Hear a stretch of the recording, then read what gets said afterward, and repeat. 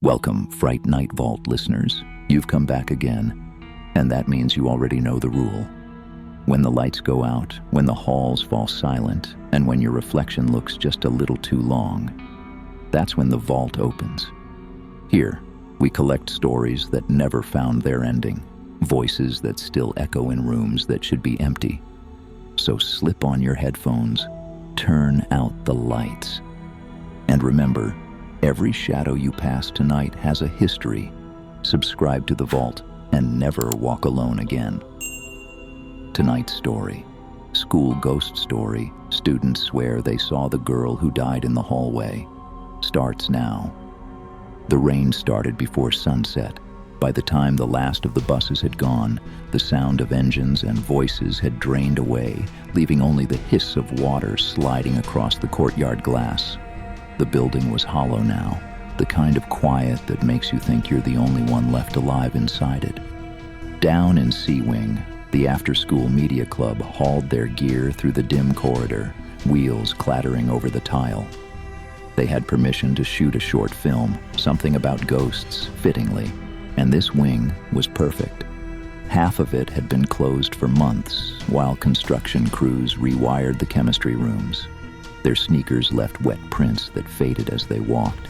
Old lockers lined the walls, painted the color of dried moss, each one scabbed with tape residue and scratches from keys. The air smelled of dust, mop water, and the faint bite of ozone from the emergency lights humming overhead. They stopped at the trophy case near the junction.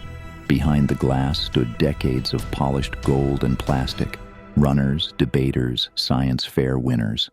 A whole history of smiles no one remembered. One plaque had cracked along the edge, the name just legible beneath the dust. Emily Hart, Science Fair, 1997. No one said anything for a moment. The rain filled the silence. Then Mara switched on the LED light bar, washing the hallway in a cold, flat glow. They began setting up the tripod, checking angles down toward the sealed lab at the far end.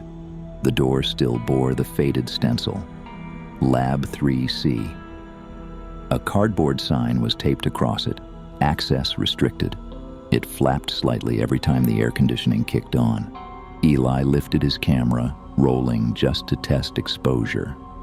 The hallway stretched out forever in the viewfinder, pale and empty. He laughed quietly, turning the lens toward himself, then back toward the lockers. When he looked again, one of the locker doors seemed half open. He frowned, blinked, looked over the top of the camera. All of them were closed. He checked the screen, open again. A trick of focus, maybe. They kept working, talking louder than necessary. The light from outside flickered as lightning rippled somewhere far off. Then, in the thin breath that follows thunder, a sound drifted through the corridor. It was a child humming, just a few notes, uncertain, as if someone were testing how sound traveled through the walls. The melody echoed softly, repeating itself, then stopped. Mara laughed under her breath, too sharp. "Feedback," she said, "from the lights." But the lights didn't hum in tune. The hallway felt smaller now. The shadows at the edges seemed to hold their breath. They packed up in silence, deciding to change location. But when they passed the trophy case again, condensation had gathered on the inside of the glass. Their reflections were faint and blurred. Eli wiped a circle clear with his sleeve. Behind his own reflection, he saw rows of trophies, and in the far left corner, the shimmer of something small and white, like the sleeve of a child's uniform. He blinked. It was gone. They told each other it was just the lights, just fatigue, just the rain playing tricks. But as they turned to leave, the cardboard sign on the chemistry lab door stirred again, though no air moved. The tape peeled slightly with a slow, sticky sigh. Down the hall, one locker door clicked open, and from somewhere past it, in the darkness that smelled faintly of burned dust and water, the humming started again. Only this time, it was waiting for someone to answer. The next afternoon, the storm had passed, but the air inside the building hadn't cleared. It felt heavier, as if the walls had drawn the rain in and kept it. club arrived, the custodian was already locking up the main hall. He told them to keep to their wing and be out before 10. No one asked why he avoided looking down C-wing when he handed them the key. They laughed about it as they unlocked the door, but the laughter faded as soon as the lights came on. The hum was louder than before, an uneven pulse that flickered through the fluorescence like a heartbeat. The trophy case glass was dry now, but streaked where someone had wiped it clean. They decided to review last night's footage before filming again. Eli set the laptop on the cart and scrolled through the clips. Static bled across the first few seconds. Distorted color, audio warped. Then, for less than a second, a shape moved in the reflection behind him. Small, white, human.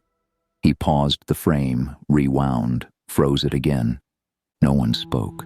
The locker that had opened last night was closed in the shot, but the reflection in the trophy glass showed it gaping wide.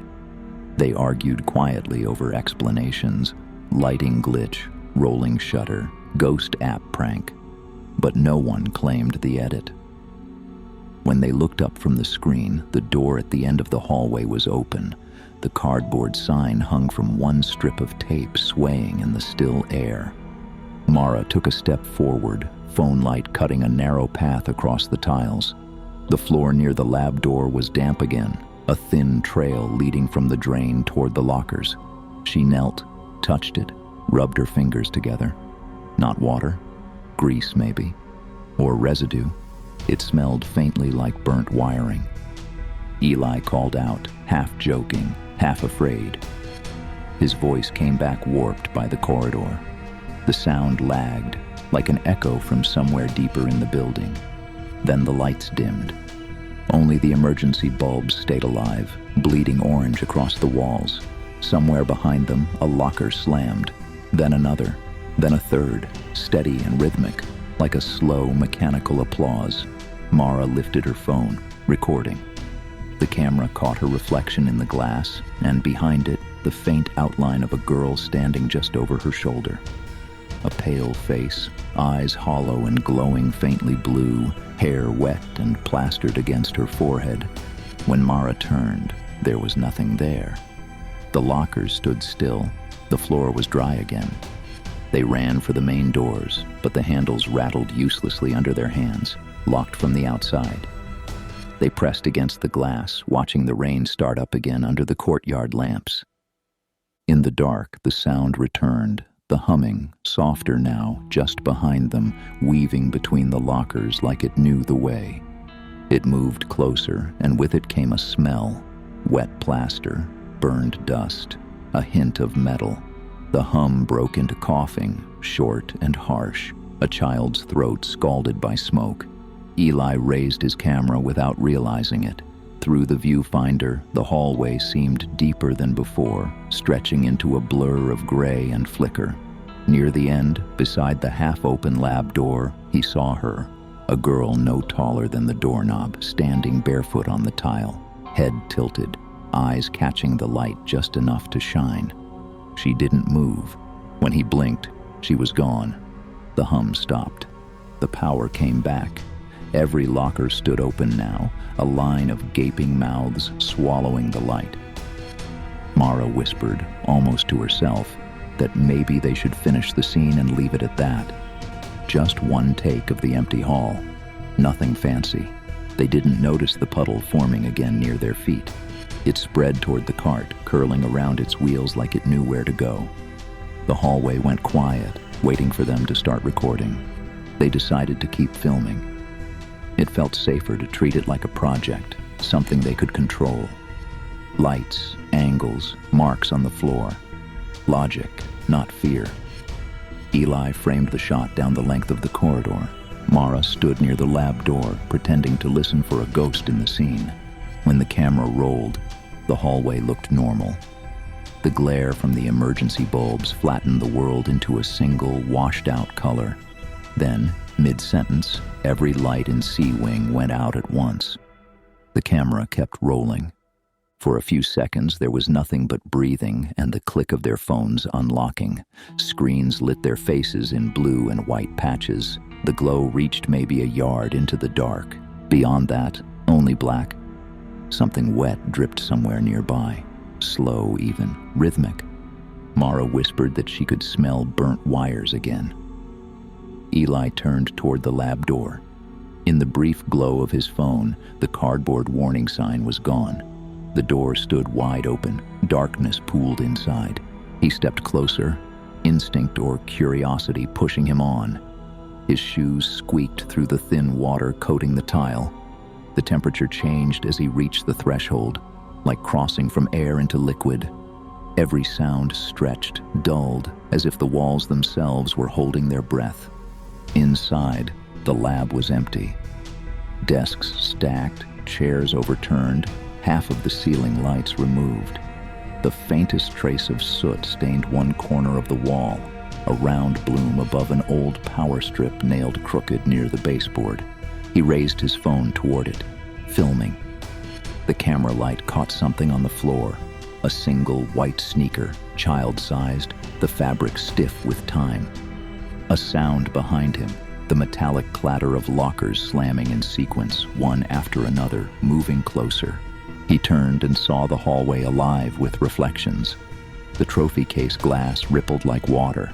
Faces bloomed in it, not his own, not Mara's, but dozens of faint silhouettes, pale and watching, crowding behind the image of a small girl standing in the corridor.